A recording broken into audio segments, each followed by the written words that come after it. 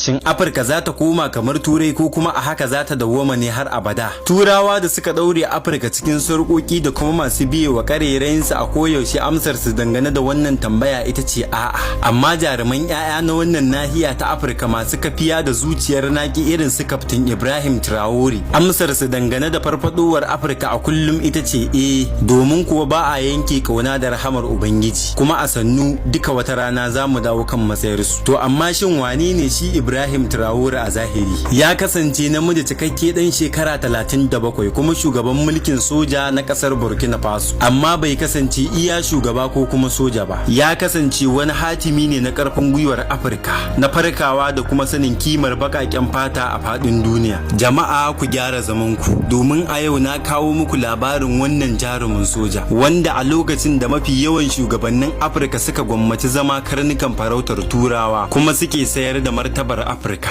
shi ya zaɓi hanya mai tsanani ta kaucewa wannan sakarci domin dawo da martabar wannan nahiya. Kuma hakan yasa a yau ya zamo shugaban da a duk faɗin duniya Turawa suka faɗana wa tarko kuma suka fa kai masa hari domin ganin bayan rayuwarsa. An haifi Ibrahim Traore a 1988 a garin Bandokwi da ke gundumar Muhun a yankin Bukula du Muhun da ke kasar Burkina Faso, cikin ahali marasa karfi da tarin dukiya. Tun yana yaro, Traore ya kasance mai basira da karfin gwiwa. Ya karanci kimiyyar ƙasa a jami'a, amma ya fahimci ba ta iya wannan bangaren Afirka ke buƙatar gudunmawarsa ba. Don haka ya shiga aikin soja ba don biye wa tsarin a yanda yake ba, sai don kawo sauyi. A shekara ta 2022, ƙasar Burkina Faso ta shiga cikin wani mawuyacin hali. Ta'addanci ya yawaita, sojojin agaji na Turawa sun gaza da gangan, cin hanci da rashawa ya ta'azzara, mutanen ƙasa na mutuwa cikin yanayin neman agaji. Don haka Traore sai ya yi abin da mutane da yawa suke jin tsoro, ya hambarar da shugaban ƙasa kuma karen farautar Turawa Paul Henri Damiba, wanda ya gaza ceto ƙasar da gayya. Amma Traore bai yi haka domin kwaɗayin ƙarfin iko ba kamar yadda ya faɗa. Abin da muke bukata shine juya halin kwakwalen mutanenmu, domin dole Afirka sai ta farka ta ɗauki nauyin kanta da kafaɗinta. A cikin watanni kawai Traore ya yi abin da shugabannin ƙasar suka kasa yi tsawon shekaru. Ya kori sojojin Faransa daga ƙasar, ya kawo ƙarshen amfani da tsarin takardar kuɗi na Faransa wato CFA franc wanda muka fi sani da sifa. Ya yanke duk wata alaƙar waje da ke durƙusar da ƙasar, ya marabci sojojin waje da ke goyon bayan 'yancin kai da dogaro da kai ba mulkin mallaka ba. Sama da haka, ya haɗa ƙarfi da ƙarfi da ƙasashe irin su Mali da Gini, waɗanda su ma suka canza daga wancan tsari kamar sa domin ceto wannan nahiya ta Afirka. Amma fa hakan ya harzika Turawan yamma, sun kira shi da shugaban mulkin kama karya, yayin da suka shafe tsawon shekaru 60 suna jinjinawa azzaluman shugabannin Afirka waɗanda suka mika musu wuya. Traore bai sa agogo da sarƙoƙin zinara ba domin rayuwa cikin wadata a lokacin da mutanensa ke neman agaji, sai dai ya sanya kaki na gwagwarmayar 'yancin kai da kuma jin kai ga mutanen ƙasarsa. Ya yi tafiya cikin ɗalibai, manoma da matasa domin ya kasance ɗaya daga cikinsu. Traore yana yawan cewa ba za mu taɓa ci gaba ba yayin da muka kasance muna roƙo da barar kima da 'yancin da ya kasance namu ne. A yau duk faɗin Afirka fuskarsa ta zama wani tambari, ba ga iya Burkina Faso ba kawai,